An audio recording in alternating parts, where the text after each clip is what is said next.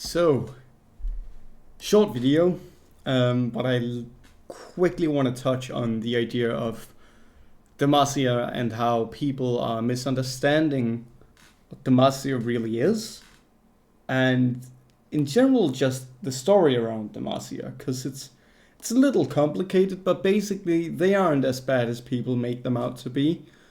And I'm gonna touch a little bit on why, and perhaps I'll elaborate on this subject in the future when I can make like a higher production video on it. So right off the bat, a lot of people think that the Demacian situation with the mage discrimination is an allegory for what's going on in real life with some people of minority groups and stuff like that. Like, as an example, typically I think gay people tend to like compare the two, like mages and gay people. And I also think there's something about I think autism and ADHD as well is also compared to the mage situation. And the reason that's the case is, of course, the idea that the mages have an inherent power that the rest of people don't have. And as such, because they are different, they are looked down upon and discriminated upon. And therefore, it is compared to how real life works, because that's pretty much the same deal. If you're different, if you're a little bit special, you are punished by society, right? Sorry, that's my phone that just got a message. My bad. What's important to notice is, or understand, is that that's not what the Demacian storyline is about. That's not why mages are looked down upon. If the case was that it wasn't dangerous to use magic, then yes, you'd be correct. Then that would be the situation, but it's not.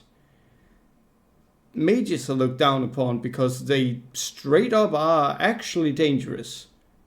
Because magic is something that Demacia have decided that they are just not gonna try to control it. And that's the issue, right? They are choosing rather to punish and deny the magic, instead of just trying to accept that it's a thing that exists and we have to sort of work with it somehow. And the reason that they choose to deny it is because they've been built upon the idea that magic is bad. And magic is dangerous because it almost ruined the entire world, and none of us want to deal with that. So the original settlers of Demacia, they didn't want to deal with magic, understandably so, because they were basically in a world war with magic, right? They just didn't want to deal with it. That's fine. That's why the society exists. And that's the core principles of the country itself, that magic is dangerous. And that is why mages are discriminated upon, right?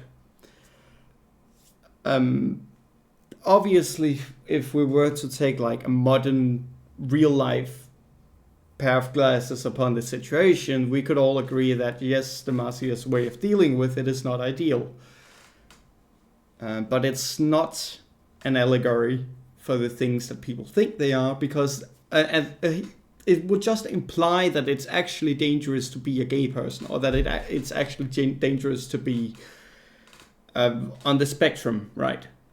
That you are an actual danger to society. And then you might say, well, figuratively, you could be a danger to people because they have to, you'll take power from them if you were allowed to be yourself, and therefore they can't afford to let you in because they are scared of losing power that you'll naturally take from them, right? That's the counter argument to that. But I don't think that argument works very well. So generally just magic is actually dangerous. You yourself is not actually dangerous, regardless of your sexuality or your, I don't know, what do we call it? We don't call them disabilities. We call them disorders, right? Disorders. A better example would be that you are born with a gun in your hand, and a gun that can't be removed. It can be subdued but not removed, and you don't really have control of the trigger. So it might go off at any time. That's a better comparison, because that's what the deal actually kind of is, right? That's the problem. And what, like, this entire the Demacia storyline is really, really cool, and it's really good, and it's really it's so great if it's done correctly, because it's not right now. It's not, and people seem to treat it like it's supposed to be something that it's also not. As an example, mages are not being murdered by the country itself. They just weren't. Maybe perhaps they were and it was hidden or something like that. The original, if we go way back, just stay with me here for a bit before we start commenting on stuff and bringing up evidence and all that stuff. Just let's take a step back and just talk about these things, right? So back when Demacia was first updated, we got Silas. And Silas' deal was that he got a job within the Mage Seekers. And sure, the Mage Seekers are probably some of them are probably some pretty, morally bad people. Even though maybe their job itself isn't, like, the majority of Mage Seekers probably aren't bad people, but there are for sure a bunch of bad apples in there, right? That are very discriminatory, just like in real life, where you'd have something like a police force where there are truly also a lot of bad people in that police force who are just power hungry, right?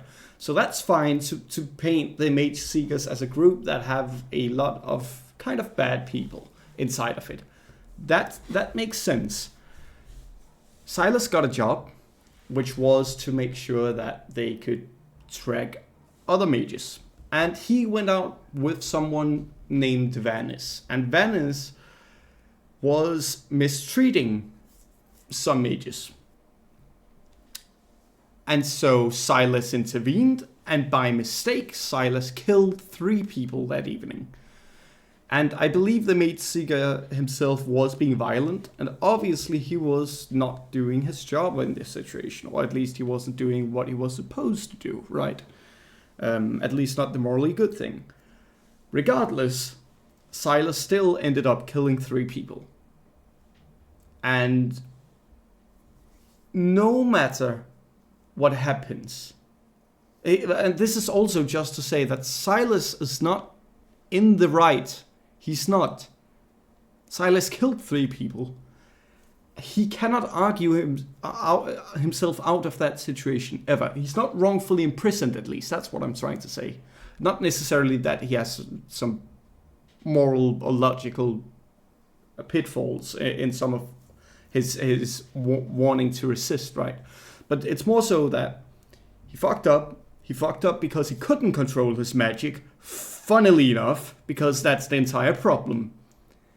And so no one can really trust a kid, like a teenager, who's the sole survivor, saying that, hey, it was a mistake, guys, please trust me, I didn't intend to do this, I know I'm crying right now, and you might not read that as genuine, but please, I did not do this intentionally. They couldn't care any less. Even if there was a witness, they couldn't care any less.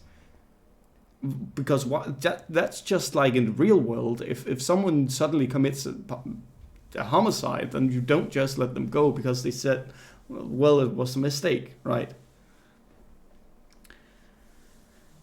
So yeah, he's in prison for 15 years, and we are told that Silas is the worst criminal that Demacia has seen, at least in a long time. And a lot of that might be like a marketing stunt, just a PR stunt, just to make sure that he looks worse. But we have never been told that's the actual case. But regardless of whether it is the case or not, ultimately, there can't have been that much worse cases in Demacia of magic going wrong and stuff like this, because Silas is considered very, very dangerous. And what he did was, after all, only killing 3 people. We haven't had some mass murderer yet, right? And then you might say, well, isn't that a point towards magic not being dangerous? If the worst case you've had is this, sure it is. That's a good point, and that's something that goes against Demacia, right?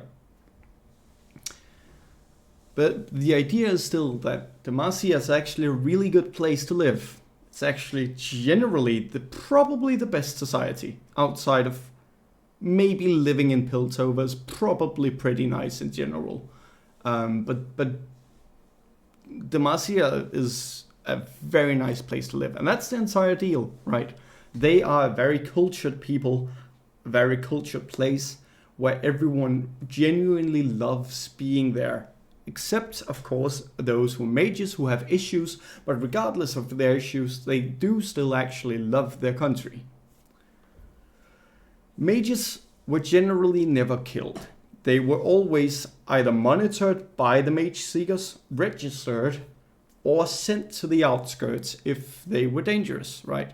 I believe there's a story where there's a mage who is imprisoned because he uses magic to grow crops or something like this. And everyone gets mad at the mage seekers because why would you want to imprison him just because he's using magic to grow our food? Like, it only helps everyone. There's no reason to imprison him. The counter argument to that is, well, what if one day someone dies? And these arguments keep, like, you can never really get to a point where either party can beat the other one, except from the one fact that is that the only way out Demacia has is eventually creating some sort of way to register and actually work on training magic in people and actually just accepting magic. That's the ultimate deal for Demacia. What is going to break them is that they keep denying what they can't keep denying. What is... It's like an unstoppable force that keeps coming at them. It will be their problem until they die, right? Unless they fix it. So that's what the stories should be built around. And just because magic is allowed at some point does not mean that Demacia loses its anti-magic identity. What you could do is just... A thing that I thought would be fun would be to create a Hogwarts. You'd have some kind of remote school, which is like a kind of Hogwarts in Demacia. And then, boom, there you go. If you find a mage, you send them to that place. Alright? Or you give them a few options. Maybe you monitor them, maybe you do this and that. But at least you give them the option to go there and be evaluated by teachers and maybe psychologists or whatever to also figure out if it's suitable to train someone in magic, right? And then what you could do from that point and onwards is that you could actually develop a character that ends up doing really bad stuff with magic. And then the question is going to be, well, what do we do now? We've allowed magic to come into our lives, and now it's fucking everything up. And so let's take that as an example and ask ourselves, well, why could it go wrong? And what if the reason it goes wrong is because of the social aspect of the school, so that it goes around, like it comes back around and envelops Demacia in what it originally was about. And Demacia was about, you know, having this amazing society where people really, really love their country and have a great time together. But what if someone didn't have that on that Hogwarts school? And so, as a result, even though Demacia fixed their issues in the big picture, now their past comes back to haunt them because their past has died, right? but the past is now the issue for this one individual. And how do they then go about that? That's what I would think would be the interesting way to go with Demacia. Also, like stuff about Silas didn't eat rats, as an example, right? There's so many things, but I'll just loop back around to arguing against why it is that Demacia kind of isn't really the villains, and the reason they are mostly seen as the villains in many cases are because of some kind of, I honestly want to say woke. I don't want to use the term very often, but I want to say that the reason Demacia has been looked down upon to the degree that it has is because of some degree of wokeness. Not that they aren't necessarily bad people. I've hopefully got my point across, that we have a very gray situation where no one's in the good and no one's in the bad, right? Like black and white. It's just a very morally gray situation. But people, because of, or rather, in general, because of what I would deem wokeness in this situation, Demacia has been painted a much darker shade than they should be. A few things that to comment on why that happened is a bunch of stuff about Silas, and then we had the Mage Seeker game, which was very, very bad. Along with the Katarina comic. I'm sorry if people like those two. I can go over them sometime and explain why they are bad, but they are very, very, very bad stories. I think the Mage Seeker game was really good, like the game itself, just the gameplay, and it was visually very beautiful, but the story was not good. The Katarina comic was not good. And there were some issues even back when Demacia was originally remade. There were some issues with how they handled the entire situation. Riot handled the entire storyline, but even then the foundation was really good. But yeah, I mean, it's a little bit unfortunate because I don't know if we're gonna be going back to when the story was actually kind of, morally, gray and where it was supposed to be.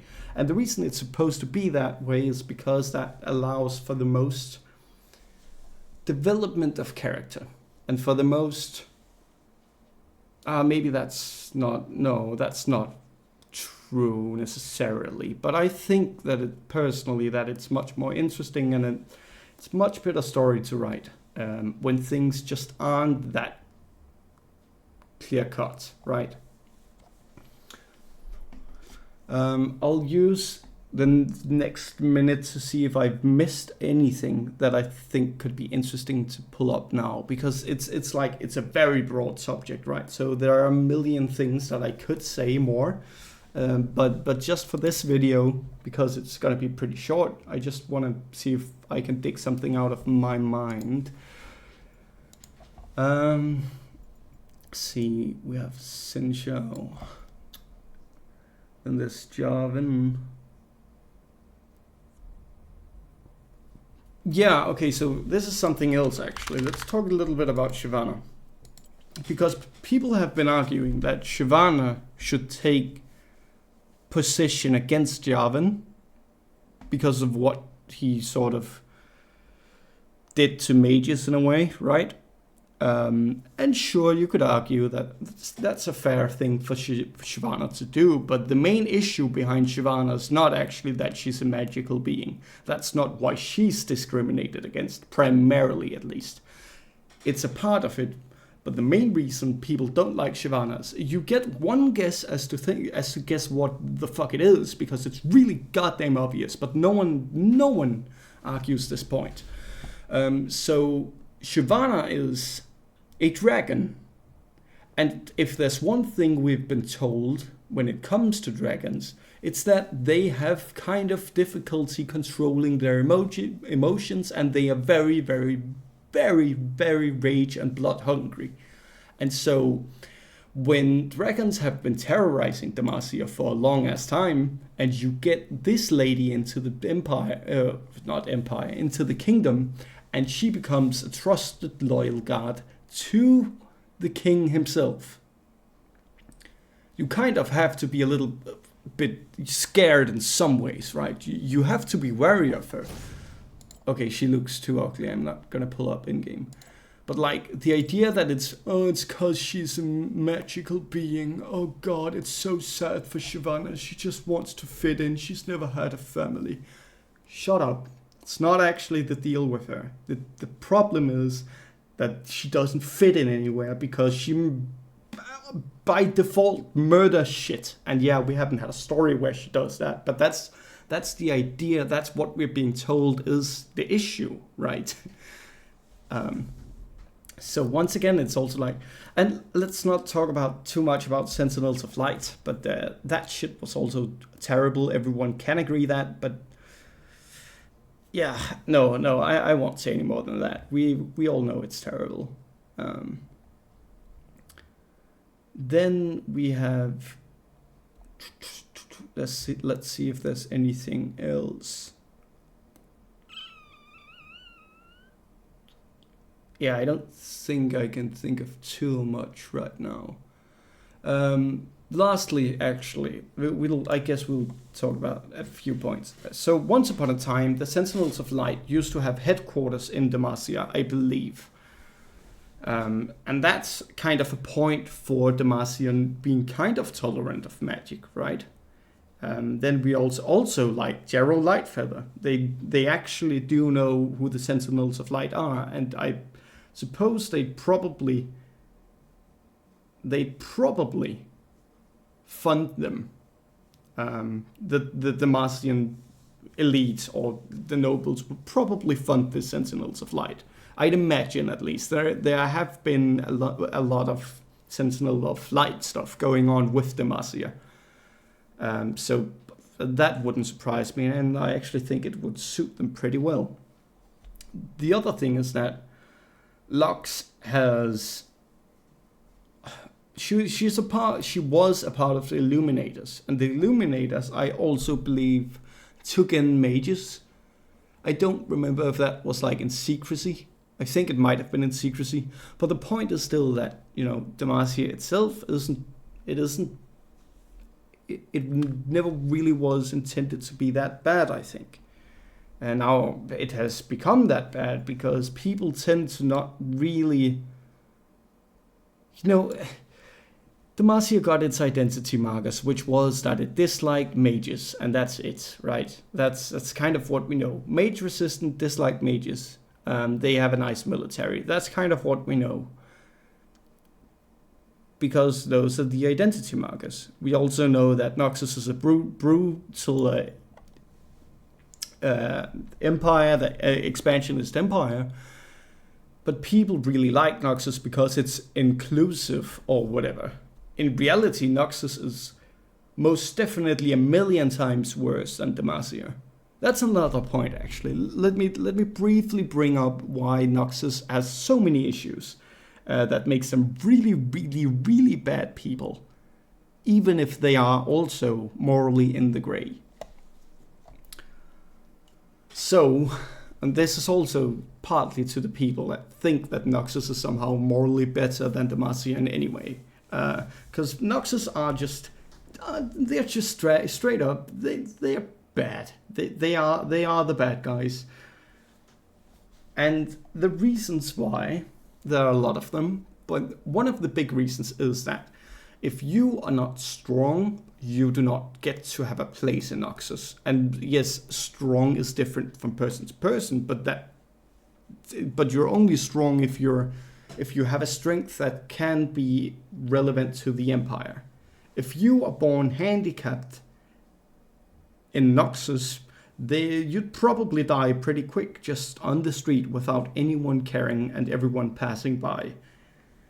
If you don't have what it takes to prove yourself to the government and to the Empire itself, then you will just lose. And yes, that could come out in intelligence, it could come out in magical prowess and strength itself, in your ability to speak with a silver tongue and argue and all these things. But if you aren't like a challenger level person in any aspect, then what is Noxus' use of you? What if you're not the best fighter and you're not the most intelligent? Maybe you're really good at drawing, and then it's like, okay, Noxus could use you for propaganda, but what if they already have the best people at drawing in the entire empire for that? And what if they don't find you? What if you're killed on the street before that happens, right? And just to prove that this is an actual problem too, is that, well, how many champions in Noxus do we actually have that were orphans? Well, we have Darius, right? We have Draven. They were orphans and grew up together, sure, but that's gotta be it, right? They sort of come in a package because they, are brothers. But no, we also have Talon, right? And what's the thing with Draven, Talon, and Darius? All three of them had to fight on the street, and Talon straight up just killed people. Draven is executing prisoners, as well as doing some wrestling stuff, I suppose, which I imagine is just like WWE, where it's not real, right? But like, there's so many issues. I want to find the other champions, but basically, what about Katarina? Okay, so Katarina is split between her father, who is loyal to Noxus and who's very manipulative, or, well, now he's dead, right, but was. And his prodigy son, which he picked up off the street, is Talon. And Talon is ice cold and does not give a single shit about family either. So she can't go to her father, really. But she can't go to her mother either, because her mother is also a manipulative piece of shit, because she's part of the Black Rose, and she indoctrinated Cassiopeia to join her in that endeavor, right? And Cassiopeia is also a snake. So Katarina is just left in an unloving family that focuses too much on really morally bad stuff. Then we have stuff like, let me see if there are other examples I can come up with. Well, we have the Grey Legion, right? Soldiers brought back from the dead just to be empty husks that sort of maybe do remember who they are slightly, but they can't really control anything. And it's basically just pure pain. So you're brought back as a zombie. That sounds great. That's very cool. And the war crimes that Noxus have committed in general, it's so insane. Like the amount of stuff. Like we have Rel too, who's also, she's literally had all her friends killed just so that she can be merged with their power. And sure, it was the Black Rose who was supposed, or rather who did that or whatever, but like still, I don't think it adds up. Like we have Alistar, who is imprisoned and used as a gladiator. Now he tries to free people. And then we have we have Annie, right? And Annie is also like, okay, sure, she was a child that had to flee sort of away from Noxus, right? Yet she ended back up in their hands, and she, well, freed herself again, because that's cool storytelling, right? But no, it's just that Noxus are terrible to their own people in many ways. They send Scion and general warfare into their own territories if they rebel. They murder people, they take shit. If things don't go as planned or as they want things to go, they won't hesitate to decapitate anyone that stands in their way, right? And that's cool. We like Noxus because it's cool, and because it's edgy, and because it's dark and villainous. And we like Noxus. Noxus is cool. It is cool. It's cool, Katarina's relationship with her parents and with her siblings. That's cool. Talon is cool. He could be cool, and Katarina could too, because both of them look really stupid, right? But the idea is that these characters are cool. Darius had to grow up on the street with Draven, and Draven is this narcissistic asshole who'd undoubtedly used the most vile insults in history just for fun in everyday language, right? And he'd go to the bar and get drunk every single day too. And for people saying that Swain is a good person, he's not, but that's an entirely new subject. Of course, he has done good things for the Empire in quotation mark, right? But still. Right, this became a little longer than I anticipated, but that's fine. Usually my videos are long, and this is actually on the shorter side. I really hope that you enjoyed this, and if you did, I would love to make a longer video in the future with a higher production budget. As of right now, I'm gonna have to leave you with this. And if you have any comments to make, do let me know. I'd be very happy to discuss with you. Have a very nice day, and I hope to see you another time. Peace.